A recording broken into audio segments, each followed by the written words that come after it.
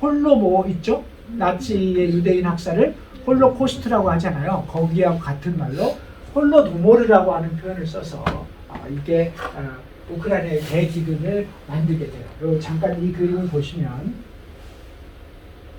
이게 홀로도모르인데 그냥 길바닥에 굶어서 죽어서 쓰러져 있는 거죠. 이게 이제 홀로도모르이고 그래서 이제 이거에 대한 이제 역사 새로 쓰기가 시작되는 거예요. 우크라이나가 들었으면서 11월 넷째 주 토요일은 홀로도모르 기념의 날이에요.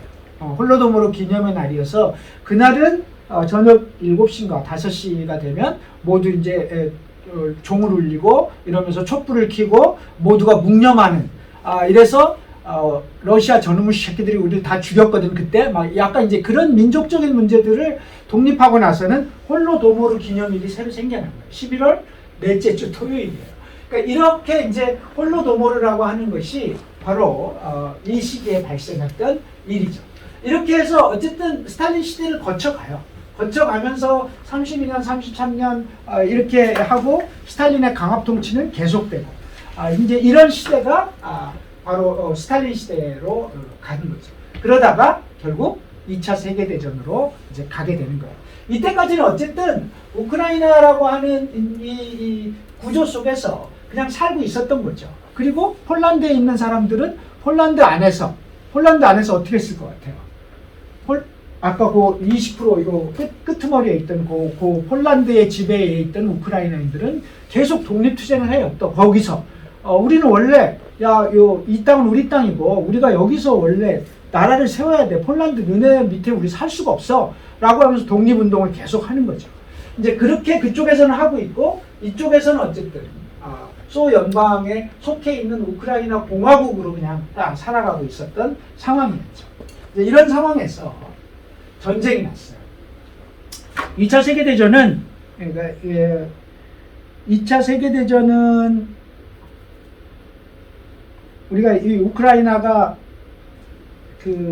러시아가 우크라이나를 침공했을 때 2차 세계대전 전야하고 비교하는 사람이 많아요.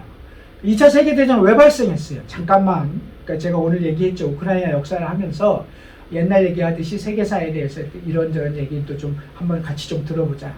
2차 세계대전은 독일이라는 나라가 히틀러가 집권하고 이 집권한 구조 속에서 히틀러 집권의 배경은 뭐였어요? 집권의 배경이 뭐예요? 히틀러 같은 극우주의자가 집권할 수 있었던 배경은 뭐죠? 민족 문제를 건드린 거예요. 왜? 야, 우리가 1차 세계대전에서 졌다고 저 유럽 저 샤식들이 말이지 우리한테 배상금을 얼마나 때렸는지 도대체 우리나라가 살아갈 길이 없다. 살아갈 길이 없고 영토는 또 얼마나 뺏어간지 아냐. 우리가 패전국이라고 해서 우리 독일 제국이 말이야. 한때 유럽의 최고의 제국. 이게 말이 돼? 그러니까 사실 사람들이 민족 문제를 자극하면 금방 분기탱천하거든요. 민족이 뭐라고 사실 그게. 그러니까 축구 이런 걸 좋아하면 안 돼. 민족이 뭐라고. 계급이 중요하고 전 세계의 노동자는 하나가 돼야 되는데 전 세계 노동자들끼리 총뿌리 들고 싸우는 게 전쟁이에요. 따지고 보면. 그러니까 이제 그런 구조 속에서 민족 문제를 끊임없이 자극하고 그 다음에 이제 계급 문제를 자극하죠. 노동자 너네가 못 사는 이유가 뭔지 아냐. 바로 이런 거고 유대인 저놈들이 또 저래서 그런 거고 또 유럽의 저 나쁜 놈들이 다 저런 거고 우리 아리안족, 우리 게르만족, 게르만족이 어찌됐든 다시 일어서야 되는 거 아니냐. 여기에 되면서 이제 히틀러와 나치라고 하는 그룹이 형성되고 힘이 강력해지기 시작하는 거죠. 그러면서 저것들이 점점 힘이 세지는 데라고 해서 약간씩 우려의 시선을 보내고 있던 차에 1938년 3월 달에 드디어 히틀러가 칼을 빼죠. 칼을 빼서 어떻게 해요? 오스트리아를 합병해버려요. 오스트리아, 이거 원래 우리 땅이었어, 이 새끼들아. 너네 이제 없어. 오스트리아 나라를 없애버려요. 그래서 오스트리아를 38년 3월에 합병을 해. 그리고 나서 또 옆에 보니까 체코에 땅이 하나 있는데, 체코 땅 전체는 아니지만, 그 주데텐이라는 지역이 있어요. 주데텐 지역에 게르만족이 독일 사람들이 다 몰려 살고 있는데 이거 원래 우리 땅이었거든. 그러니까 이거 내놔. 그러니까 체코가 이거 갑자기 영토를 내놓으라고 하니까 말이 안 된다고 하니까 서방의 유럽 국가들한테 얘기해. 영국, 프랑스 막 이런. 제가 자꾸 달라고 하고 저 독일이 아무래도 심상치 않아요 라고 막 해. 근데 영국이나 프랑스나 이런 애들은 그 체코 조그만 땅 때문에 독일하고 붙을 엄두가 안 나는 거예요. 그럼 전쟁을 해야 되는데 그래서 이걸 어떻게 해? 막 근데 야 이거 계속 안 주면 난 이제 조만간 바로 이제 총불이 뺀다라고 이제 히틀러가 얘기해. 이미 그때 히틀러 너무나 힘이 세져서 그리고 영국이나 프랑스는 저걸 어떻게 하지?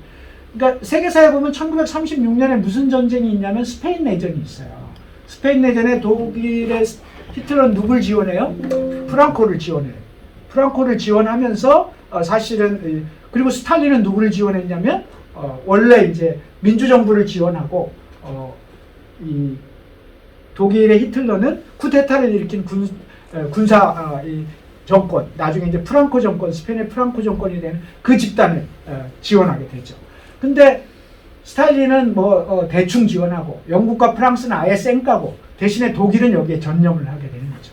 그래서 프랑코 정권이 탄생하게 되는 거예요. 스페인 내전이 그래서 소위 패배를 하게 되는 거죠. 이렇게 독일의 영향력이 높아가는 중에 영국과 프랑스는 계속 쌩까는 거예요. 귀찮아. 막. 그리고 힘들고 전쟁에 엄두도 안 나. 그러는 와중에 오스트리아는 합병했어. 이게 점점 위험으로 다가와.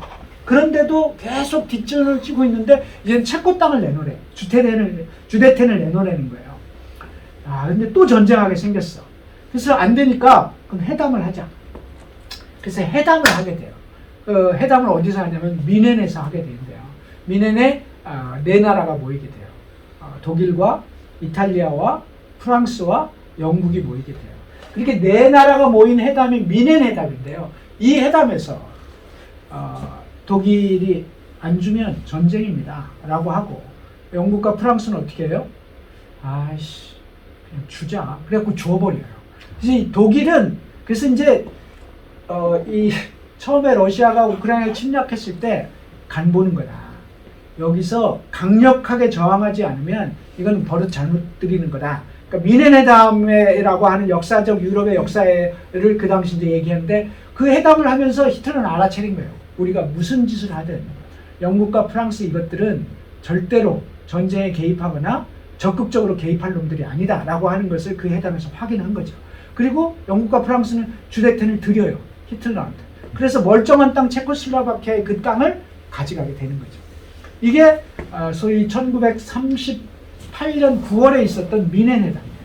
이렇게 하면서 이제 이 허파에 바람이 엄청 들어가고 자신감이 왕창 붙은 히틀러는 유럽을 제패하겠다는 생각을 하게 돼요.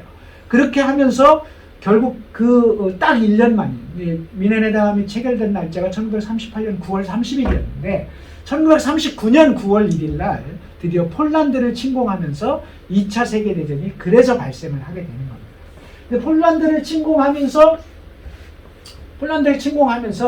미리 소련하고는 합의를 해요.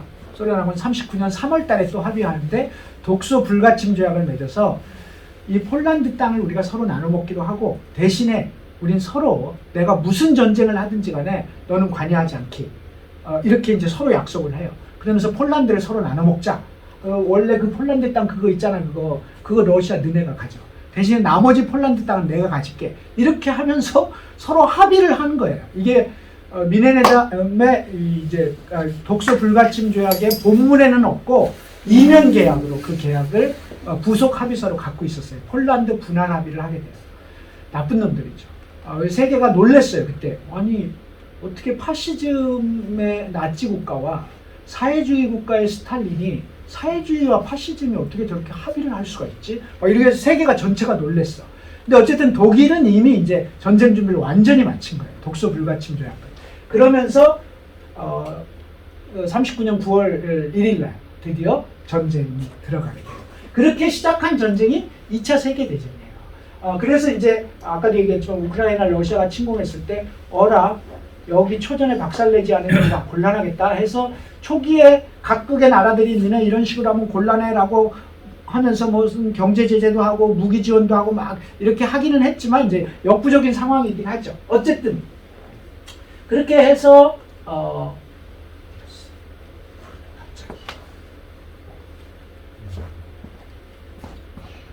배터리 전원이 엄청 부족하다는데요.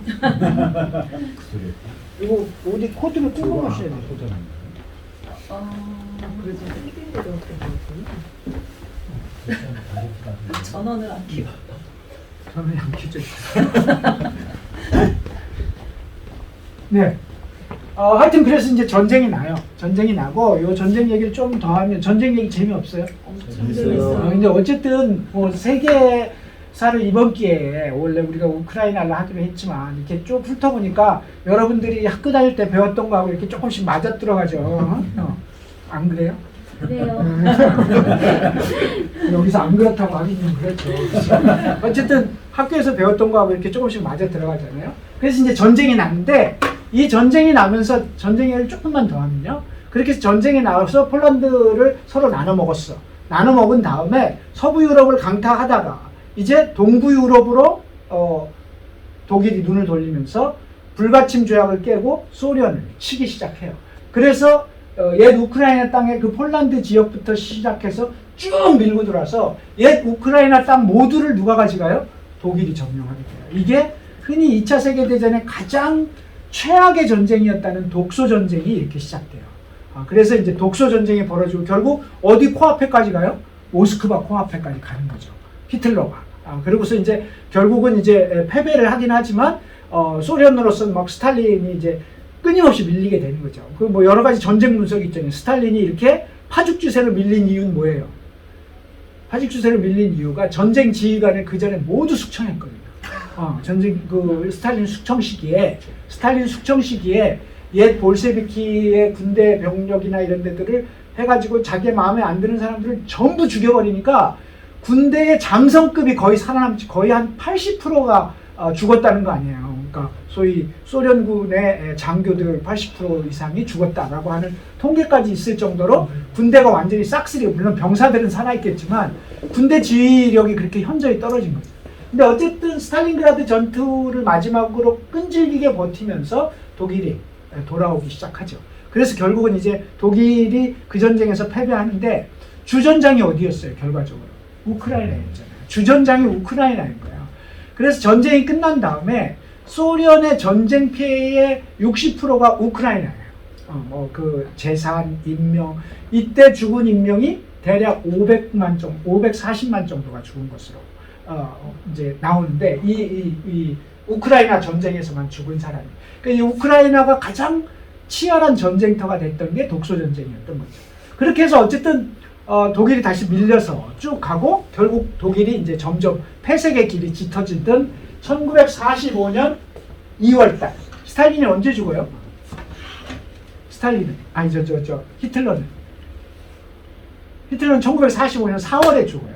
근데 2월달에 이미 이제 우리 전쟁은 이겼다. 거의 이겼고 그러면 전쟁 이후에 어떻게 할 건지를 논의해야 될 거 아니냐라고 한 회담이 얄타 회담이에요. 그래서 영국, 프랑스, 소련이 모여서 이제 어떻게 할래? 또 이제 영토 따먹기도 하고 조정도 하고 이제 뭐 누구는 독립시켜주고 누구 뭐 또 이걸 또 해야 될 거 아니에요. 그래서 이제 이 회담이 바로 얄타 회담이라는 게 벌어지고 그래서 이미 이때 정리가 돼요.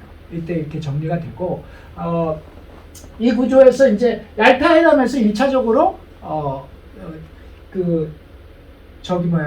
1차 세계대전 이후에 나라들을 이제 독립시키고 막 이런 얘기들이 나오기 시작하고 그래서 이제 대한민국에 대한 얘기도 또 이때 이제 하기 시작하고 근데 여기서 핵심은 뭐였어요?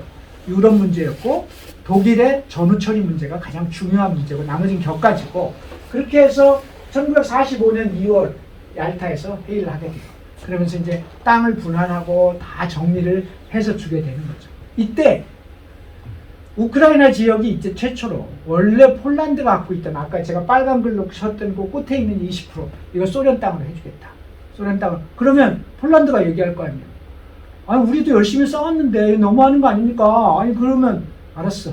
너네 땅은 독일에서 그만큼을 빼서 이쪽 폴란드로 붙여줄게. 그러니까 폴란드 입장에서 보면 이쪽 오른쪽에 있던 그 땅을 우크라이나 그 땅을 러시아에게 주고 소련에게 주고 우리는 승전국이니까 그거 원래 우리 땅이니까 줘. 그랬더니 다른 나라들이 그럼 폴란드를 어떻게 하지? 독일에서 그만큼을 떼주게 되는 거예요. 독일에서 그만큼을 떼줘서 폴란드의 영토로 만들어줬어요. 그러니까 이제 그런 걸 하는 게 얄타 회담이에요. 얄타 회담이고 문제는 또 그만큼의 영토가 러시아로 왔잖아요. 근데 원래 그 영토는 어디의 영토였다고? 원래 폴란드 영토였잖아요. 2차 세계대전 직전까지는 폴란드 영토였으니까. 그러니까 근데 이게 우크라이나 땅이 러시아 땅이 소련 땅이 되니까 거기 살던 폴란드 사람들은 어떻게 해? 이리로 가야 되잖아. 모든 걸 버리고 폴란드 땅으로 가야 되는 거죠. 폴란드 땅으로 가고 폴란드에 있던 우크라이나 사람들이 또 있을 거 아니에요. 일부. 그 사람들은 다시 우크라이나로 오고 이 인구가 300만이었다는 거 아니에요. 300만 명의 우크라이나인이 결국 폴란드 땅을 떠나서 소련 땅으로 다시 돌아오게 되는. 그래서 그러니까 지들끼리 모여서 땅 긋는 거예요. 우리 38선 어떻게 그었어요? 지들끼리 모여서 그냥 야 그거 38도선으로 하지 뭐 이런 거지. 이게 무슨 뭐 엄청난 과학도 아니잖아요. 지들끼리 나눠 먹는 강대국의 전후 처리였던 거예요. 이게 얄타 체제예요. 그리고 이때 정리한 것 중에 하나가 뭐 사실상 이제 영토 전쟁 같은 건 그만하자. 이때만 해도 소련하고 미국은 어떤 편이에요? 소련하고 미국은 같은 편이에요. 파시즘에 맞서는 연합군인 거죠. 파시즘에 맞서는. 그래서 미국은 1944년, 43년에 가면 소련 영화가 엄청 많이 상영되고 뉴스나 이런 거 할 때 소련은 좋은 나라, 소련은 정말 괜찮은 나라 이런 선전들이 많고 루스벨트하고 스탈린은 둘이 연애한다고 할 정도로 연애 편지를 엄청 많이 주고받았거든요. 그 이제 편지를 보면 루즈벨트하고 스탈린이 서로를 아끼는 표현들을 쓰는 막 편지들이 엄청 많아요. 그래서 서로 굉장히 친해. 그렇게 이제 하면서 이 합의를 만들어낸 거죠. 이 합의를 만들어내면서 영토 조정을 끝내는데 이제 얄타 회담. 그렇게 되면서 이제 이 아까 얘기했던 요 지점, 요게 우크라이나 땅으로 소련 땅으로 들어가면서 지금의 우크라이나의 땅이 그때 이제 정리가 되고 그 이후로는 영토 분쟁은 하지 말자. 이제 대체적으로 이제 이렇게 정리가 돼 있는 상황이죠. 이제 표별로 막 있지만 이제 크게 말씀드리면 이렇게 해서 2차 세계대전 이후에 결국 소련 땅이 지금의 우크라이나 땅이 확정됐다 이렇게 보시면 되는 거죠. 그리고 나서 우크라이나는 어떻게 됐을까? 그리고 나서 이제 1945년 이후에 스탈린이 일정하게 집권하다가 1954년 몇 년이죠? 갑자기 생각이 안 나. 53년, 4년, 5년 스탈린이 죽어요. 스탈린이 죽고 그 다음에 들어선 시대가 누구죠? 후르쇼프가 들었습니다. 후르쇼프가 들어서서 이제 비교적 이제 소련의 한 공화국으로서 이제 어쨌든 안정화를 찾아요. 그냥 우크라이나 공화국으로 살아.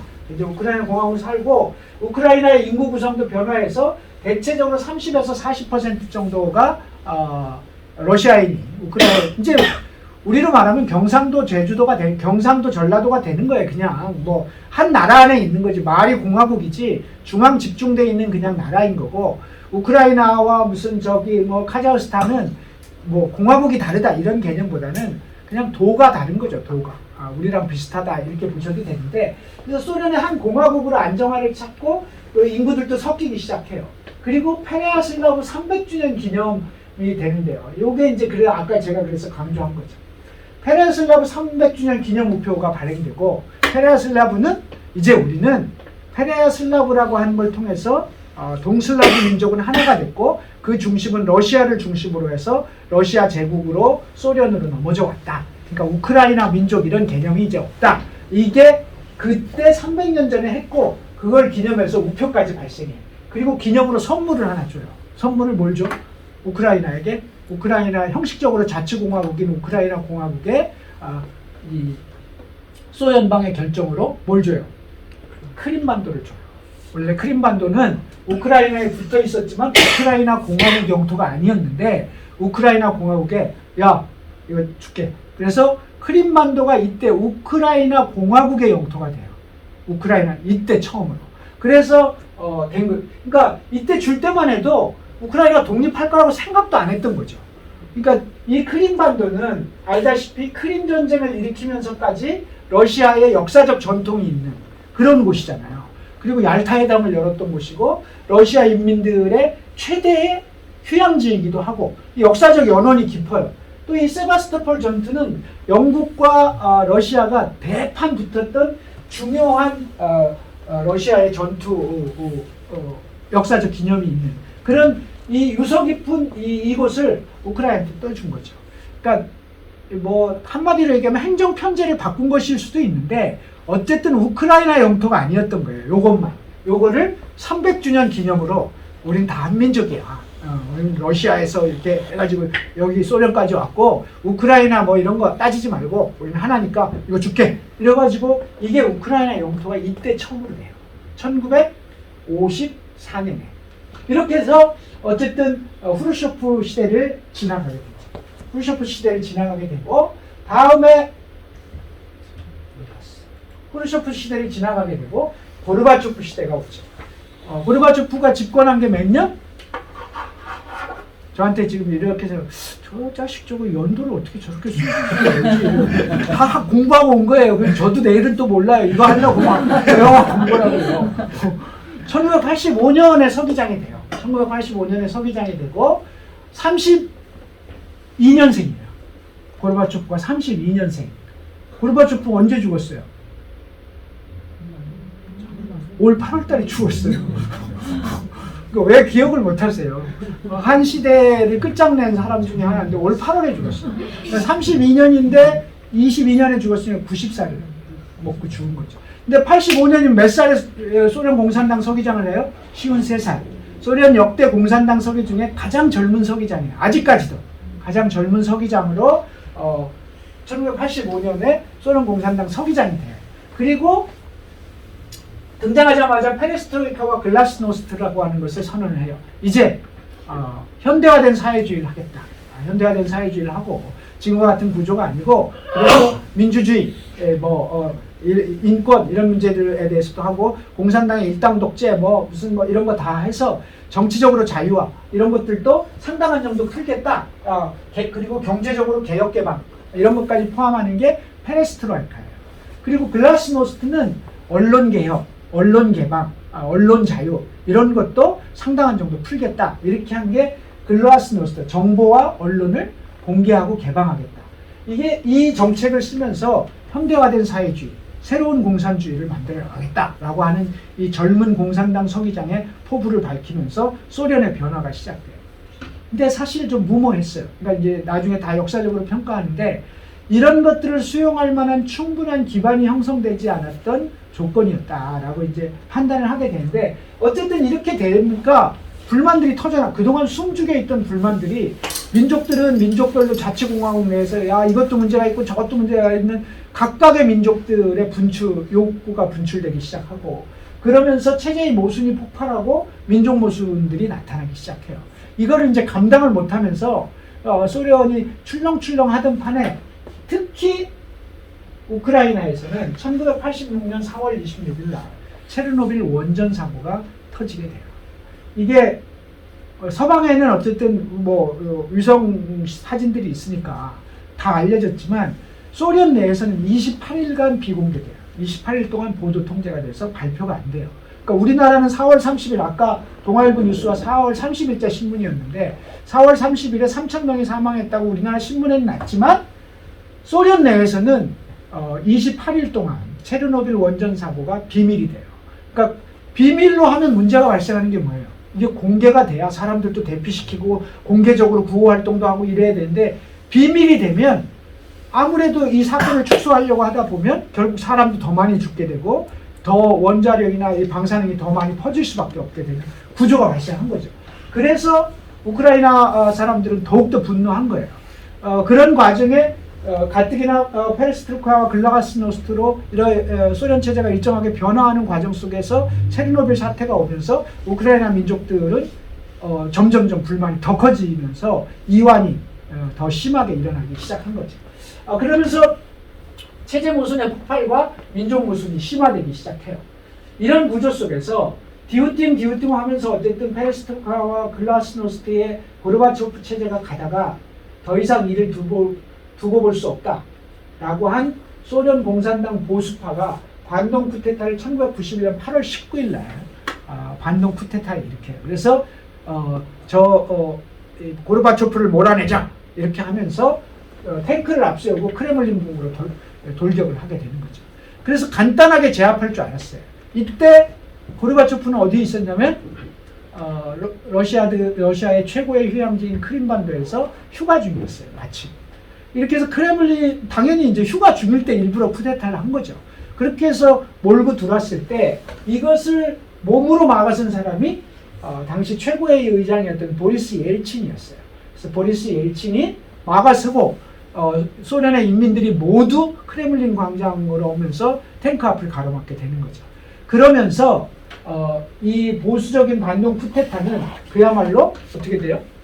보수 반동 쿠데타는 그냥 맥없이 무너지고 말았어요. 그래서 이게 지켜지고 그래서 어쨌든 그러나 이 사건은 소련 체제가 얼마나 허약한지를 확인하면서 각 자치공화국들이 이제는 정말 소련이라고 하는 나라에서 같이 살기는 어렵겠다라고 정리해요. 그래서 8월 19일 날 소련 공산당 보수파의 반동 쿠데타가 있은 지 8월 24일 5일 만에 우크라이나는 우크라이나 연방을 탈퇴하겠다.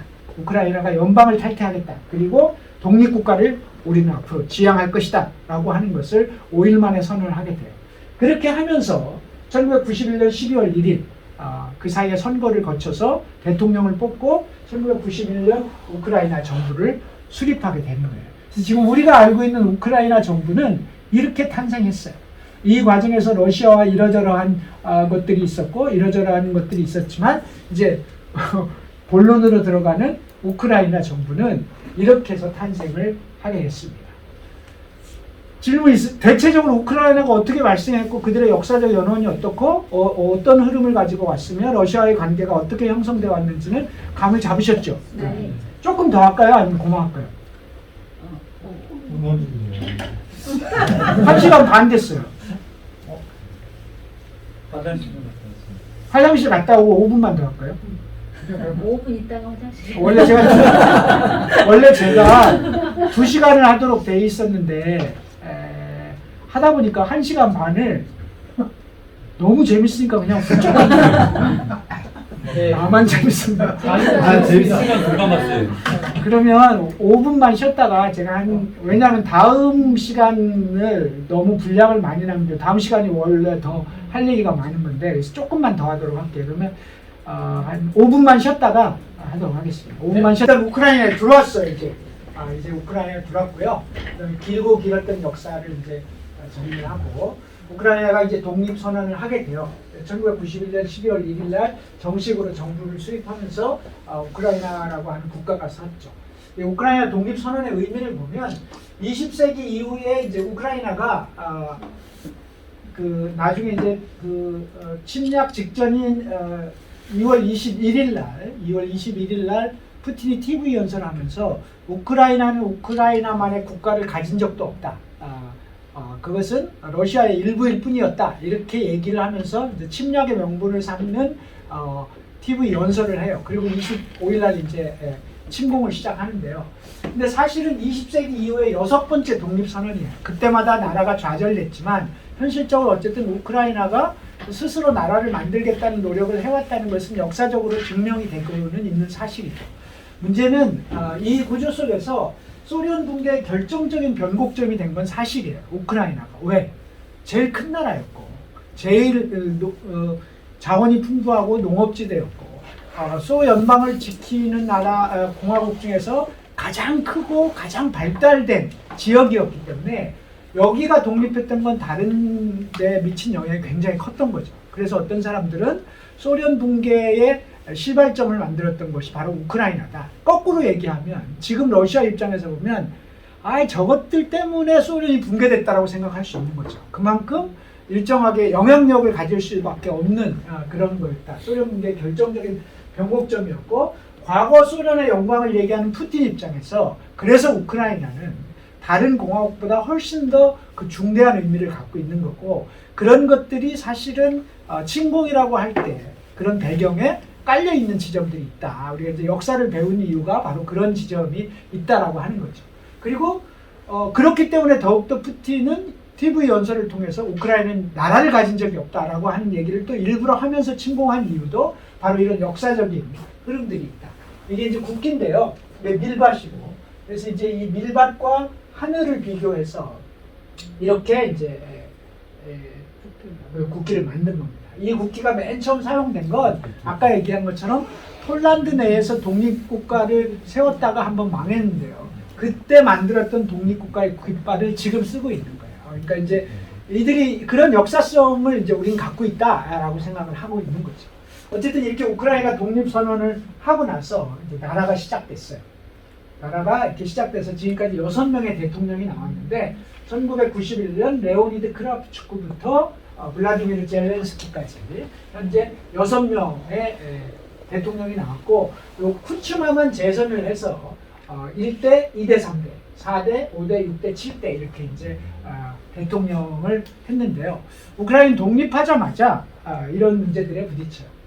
러시아로부터 가급적 멀리 친서방 정책을 쓰려고 해요. 왜? 그러니까 이 우크라이나가 갖고 있는 이 역사성 때문에 잘못하면 러시아 입장에서는 끊임없이 우크라이나를 곁에 두려고 해요. 설사 독립했다 하더라도 이 우크라이나만큼은 어떻게든 좀 잡아놓고 그래서 소련이 독립하자마자 소련이 붕괴하자마자 들고 나왔던 게 독립국가 연합이에요. 독립된 국가들끼리 연방은 아니지만 연합체를 꾸리자. 그래서 그래서 CIS라고 해서 처음에 CIS라는 이름을 많이 써요. 독립국가 연합을 하자. 그런데 우크라이나는 가급적 멀리 좀 가야 돼. 그리고 가급적이면 거리를 두고 싶어요. 근데 그게 마음대로 안 되는 게 러시아에 대한 경제적 의존이 클 수밖에 없어요. 그러니까 우크라이나에서 쓰는 천연가스와 에너지의 90%를 어디서? 러시아에서 수입할 수밖에 없었던 조건이죠. 그래서 독립하고 싶지만 경제적 의존이 불가피한 측면이 있고 또 하나는 뭐가 있어요? 동부에 러시아계 주민이 너무 많이 살고 있는 거예요. 잘못하면 민족 내부의 이런 게 생길 수도 있기 때문에 친서방을 쓰고 가급적이면 떨어지려고 하지만 그럼에도 불구하고 한계가 있었던 거죠.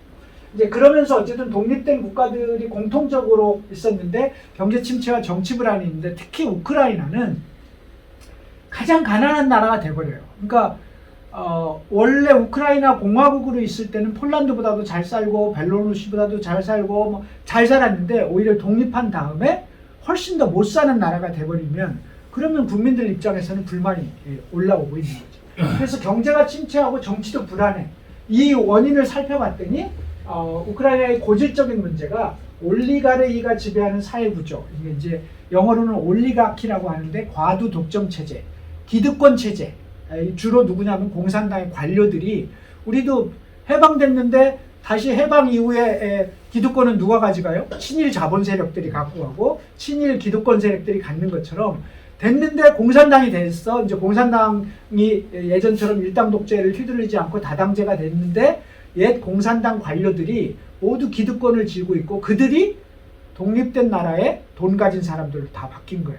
특히 공산주의 사회에서 제일 먼저 하는 게 뭐예요?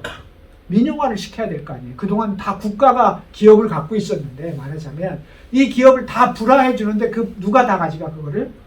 구공산당 관료들이 다 가져가는 거죠. 우리로 말하면 적산을 불화할 때 누가 다 받아가?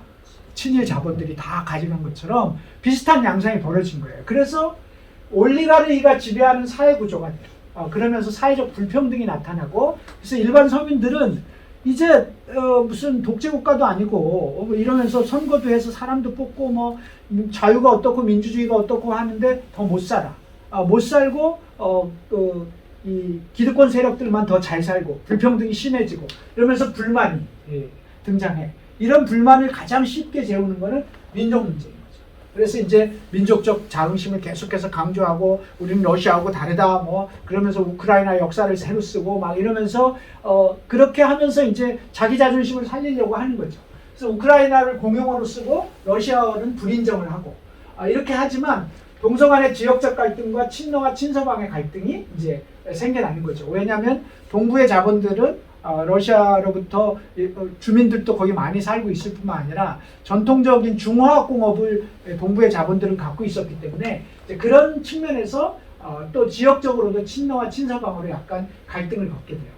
이제 그럼에도 불구하고 쿠츠마 정권이 들어서면서 우리는 옛 소련이 아니고 우크라이나도 유럽이다. 이거를 계속 강조하는 거죠. 우크라이나도 유럽이다. 그러니까 이 지정학자들이 러시아는 유럽이냐라고 하는 논쟁을 해요. 러시아는 유럽인가? 뭐 이런 논쟁도 하는데 기본적으로 쿠츠마 정권이 2대 대통령 들었으면서 유럽의 길로 가겠다. EU 가입을 최우선의 국정과제로 삼게 돼요. 이렇게 하면서 우크라이나가 일정하게 자기 존재감들을 이제 확장시켜 가려고 하는 조건을 갖게 되는데요. 이런 속에서 이렇게 이제 우크라이나가 러시아로부터 자꾸 좀 떨어져 나가고 친서방을 갖고 있다 하더라도 러시아 입장에서는 우크라이나가 매우 중요한 나라이지만 어떻게 해볼 도리가 없어.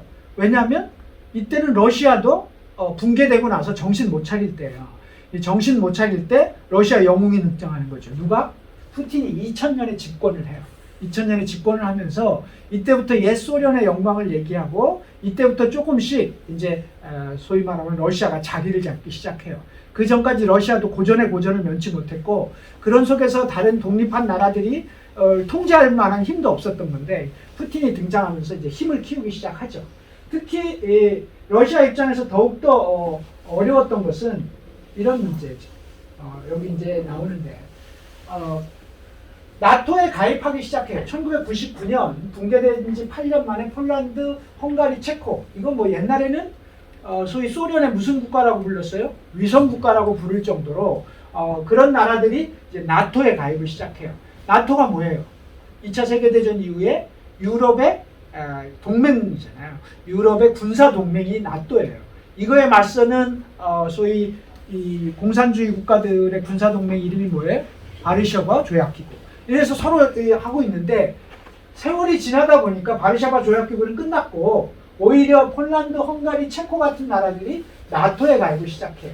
2004년에는 불가리아, 에스토니아, 라트비아, 리투아니아, 루마니아, 슬로바키아, 슬로베니아까지 또 가입해. 그리고 현재까지는 알바니아, 크로아티아, 몬테네그로 그래서 여기 보시면 러시아를 하나 놓고 우크라이나를 빼놓고는 다 가입한 꼴이 된 거예요. 그러니까 우크라이나가 유일하게 완충지대인데 이게 그냥 경제 동맹도 아니고 군사 동맹이에요. 나토의 핵심적인 군사 동맹의 뜻은 뭐예요?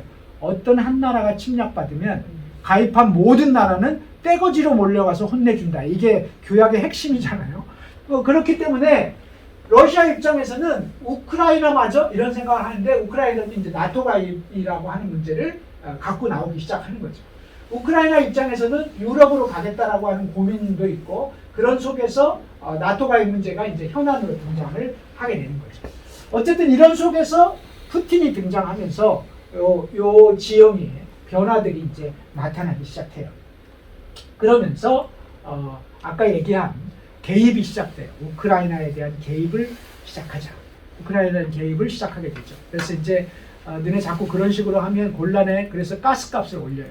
가스값을 올려서 너네 이런 식으로 하면 이제 가스값도 올려줄 거야. 옛날 우리랑 친한 나라라고 해서 조금씩 봐줬는데 그런 거 없어. 가스값을 올려. 그리고 너네 우리나라한테 부채가 많잖아.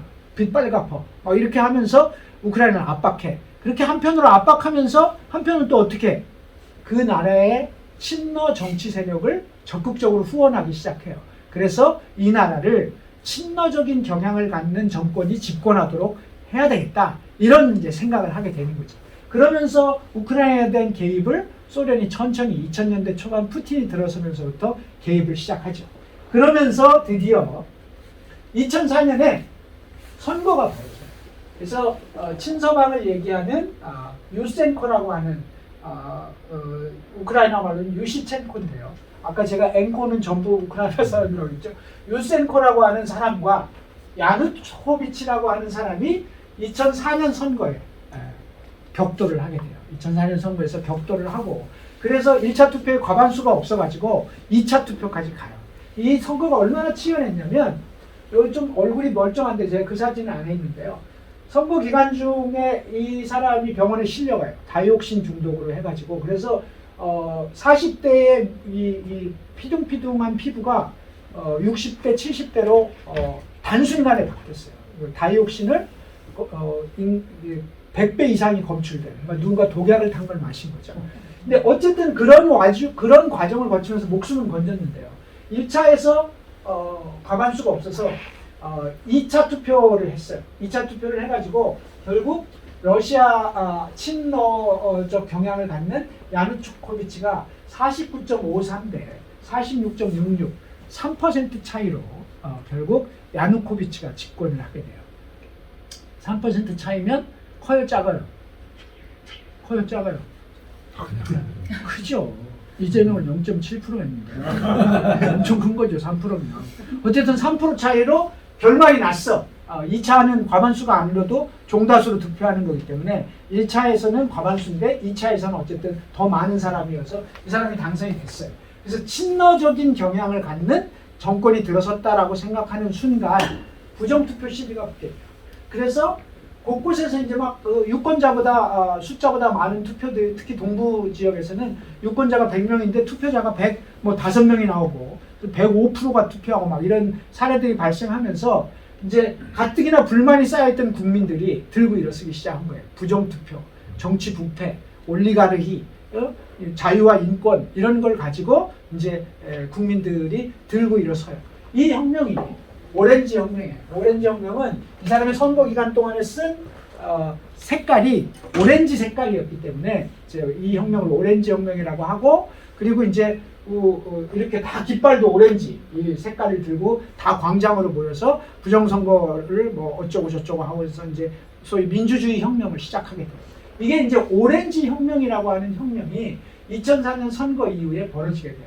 형식적으로 보면 친서방과 친러의 대결 구조 속에 부정선거가 발생해서 했던 혁명이긴 하지만 그동안 억눌렸던 시민, 당연히 이제 우리 촛불 때도 야 최순실이 물러나라 이렇게 출발하지만 구호가 바뀌잖아요.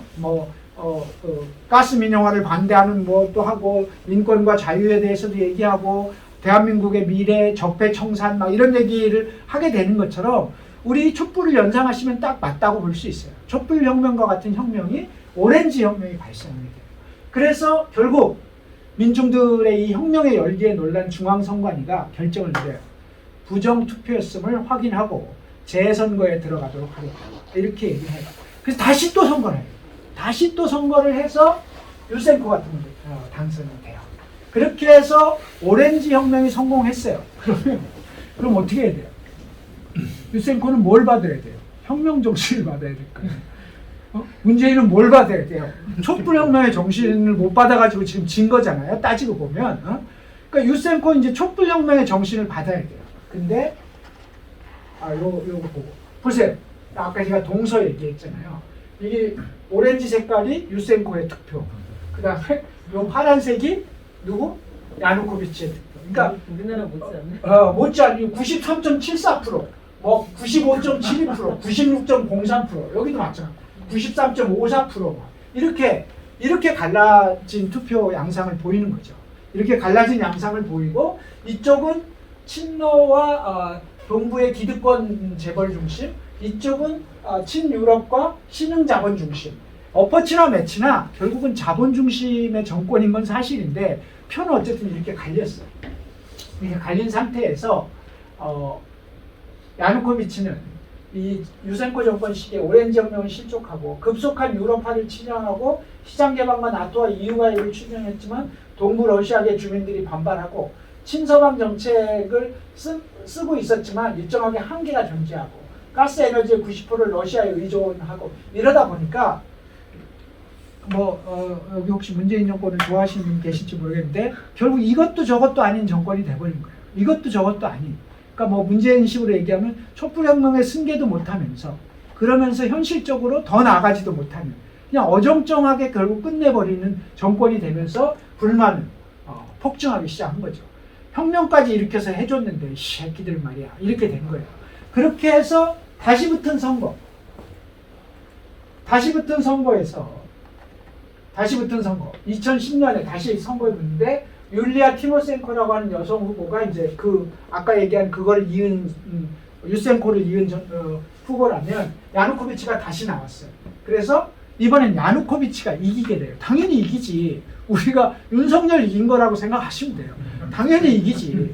당연히 혁명 정신을 계승하지 못한 이 구조 속에서 야누코비치가 이기게 돼요. 야누코비치가 이기면서 드디어 친러적 경향성을 갖는 후보가 우크라이나의 대통령이 되게 되는 거죠.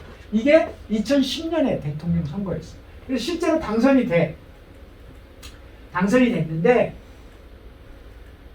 어디 갔어? 당선이 됐는데 친러의 정책 기조를 갖고 러시아를 제2 공용어로 지정을 해요. 이제 러시아어도 우리나라의 국어 중에 하나다. 이렇게 동부의 주민들도 있고 하니까. 그런데 이 시기에 세계 모든 나라들이 어려웠어요. 2008년 금융위기로 인해서 경제위기, 특히 신흥국가들이 굉장히 어려운 시기고 곳곳에 IMF의 구조조정을 만들 때인데 외환 보유고 부족에 따른 외환 위기를 우크라이나도 비켜가지를 못했어요. 워낙에 원래도 못 살고 경제가 안 좋았던 나라인데 IMF 2008년 금융위기 때문에 더욱더 어려운 구조를 받게 되죠. 그래서 원래 이 야누코비치가 할 때 너는 그러면 유럽하고는 손을 끊겠다는 거냐? 이렇게 사람들이 질문하면 표받아야 되기 때문에 네, 끊겠습니다. 이렇게 안 하잖아요. 유럽과의 협조도 하겠습니다. EU와의 경제협정도 추진하고 필요하면 하겠습니다. 다만 저것들이 지금 아무것도 안 하는 문제가 많은 놈들 아닙니까? 이렇게 얘기를 하면서 집권을 한 거죠. 그렇게 하고 나서 이제 IMF 위기도 오고 외환 보유고에 대한 문제도 있고 이런 구조 속에서 어쨌든 나라 경제를 살려야 돼요. 야누코비치 입장에서는. 그래서 구제금융을 받기로 해. 그래서 이제 EU하고 경제협정을 체결하려고 얘기해. 근데 우리도 IMF를 해봐서 알지만 IMF 구조조정을 받으면 조건이 따라오잖아요. 노동위원회를 해라, 뭘 해라, 그 다음에 무슨 긴축재정을 해라, 이런 것들이 따라오는 거예요. 그러면서 여러 가지 조건들이 따라붙게 돼요. 근데 러시아는 해줄게. 종목 다 해줄게, 다. 그리고 가스값도 내려줄게. 그리고 부채 상환도 유예해줄게. 그러니까 훨씬 더 좋은 조건을 제시하게 돼요. 러시아가. 근데 국정을 운영하는 입장에서 보면 러시아의 제안을 받는 게 맞아. 사실 맞는데 이걸 잘못하면 나라가 굉장히 어려운 지경에 가니까 야누코비치가 다시 EU에게 얘기해요. 야, 너네 조금만 좀 양보하면 안 되겠냐? 원래 내가 선거 때 약속한 것도 있고 하니까 니네하고 경제협정도 체결하고 구제금융도 좀 받아야 되겠는데 지금 조건 말고 조금만 좀 부드러운 조건을 제시해주면 좋겠다. 근데 원래 EU나 이 서방은 그런 거 완전 우리도 IMF 때 마찬가지였거든요. 김대중이 대통령 될 때 내가 대통령이 되면 지금 제시하고 있는 IMF 조건을 바꿔내겠습니다. 바꾸긴 뭘 바꿔? 쌩까면 그만이에요. 그래서 대통령 된 다음에 IMF가 쌩까거든요. 이미 정리된 거 못해. 안 돼. 대통령 돼도 안 돼. 그래가지고 그냥 그대로 받아들였는데 마찬가지예요. 그래서 야누코비치가 결단을 내요. 그러면 EU와의 경제협정 추진을 포기하고 그리고 러시아의 구제금융을 받겠다라고 선언을 하게 돼요. 그 선언한 날짜가 2013년 11월 20일이에요. 11월 20일 날. 여러분들이 대통령이면 야누코비치는 정말 잘못한 걸까? 라고 하는 고민이 있는 거죠. 잘못했어요. 그러니까 이런 고민이 있는 거죠. 근데 반면에 서방 국가들은 야누코비치가 집권한 다음에 어떡하지 저거. 우크라이나 저걸 어떡하지? 이런 걱정을 하는 거죠. 보통 미국이란 나라가 흔히 그렇듯이 저쪽 나라에 미국의 비협조적인 정권이 오면 요즘은 좀 덜합니다만 50년대, 60년대에는 CIA가 개입해서 아예 정권을 바꿔버리는 일을 비일비재했는데 우크라이나가 이런 지경이 되니까 속으로 골치 아픈 그런 생각을 하고 있었는데 이걸 파기해요. 이걸 파기하고 러시아 구제금융을 수용하자마자 2013년 11월 21일 날 바로 집회가 시작돼요. 바로 집회가 시작돼서 이 EU와의 경제협정 파기한 야누코비치 정권에 대해서 항의가 시작된 거죠. 그래서 대중 집회가 시작돼요. 그러니까 이제 오렌지 혁명에서 모였던 그 군중과 이 군중의 차이는 무엇일까라고 생각할 수 있는데요. 제가 요즘 이제 여러분들도 어떻게 생각하는지 모르겠는데 나라가 참 복잡하죠. 윤석열 퇴진을 위해 지금 모이는 촛불과 그리고 당시의 촛불은 어떤 차이가 있을까? 우리는 이 촛불을 어떻게 바라봐야 되나? 라고 하는 문제가 있듯이 이게 이제 비슷한 양상이라고 여러분 보시면 돼요. 어쨌든 그러면서 이렇게 모여들기 시작해요. 여기 버스, 우크라이나라는 파손된 버스가 한쪽에는 EU가 끌고 한쪽에 러시아가 끄는 이 만평도 보시면 돼요. 어쨌든 이러면서 11월 21일부터 데모가 시작돼요. 데모가 시작되고 이 데모가 불같이 일어서기 시작하는 거죠. 쫙 일어서는 거죠. 이게 쫙 일어설 때, 쫙 일어서는 이 구조 속에서 우크라이나는 엄청난 홍역을 치르게 돼요. 이제부터 우크라이나의 엄청난 변곡점을 만드는 유로마이단이라고 하는 일종의 이게 민중혁명인지 아니면 도대체 이건 성격이 무엇인지 이게 이제 가장 중요한 문제가 되는데요. 어쨌든 이것의 결과로 야누코비치 정권은 실박해요. 그리고 도망가요. 결국 야누코비치는 도망가게 되는데 다음 시간부터가 이제 현대의 우크라이나를 이해하는 핵심이 되는 유로마이단부터 시작을 하게 되는 거죠. 그러니까 이 유로마이단으로부터 이제 우크라이나의 정점은 꼬이고 꼬여서 오늘의 전쟁까지 오게 되는데요. 이 얘기는 다음 시간에 그래서 우크라이나의 남은 전쟁의 발생과 경과와 그리고 세계사에 미치는 영향과 이런 것들을 다음 2주 후에 여러분들을 만나도록 하겠습니다. 여기까지 하겠습니다.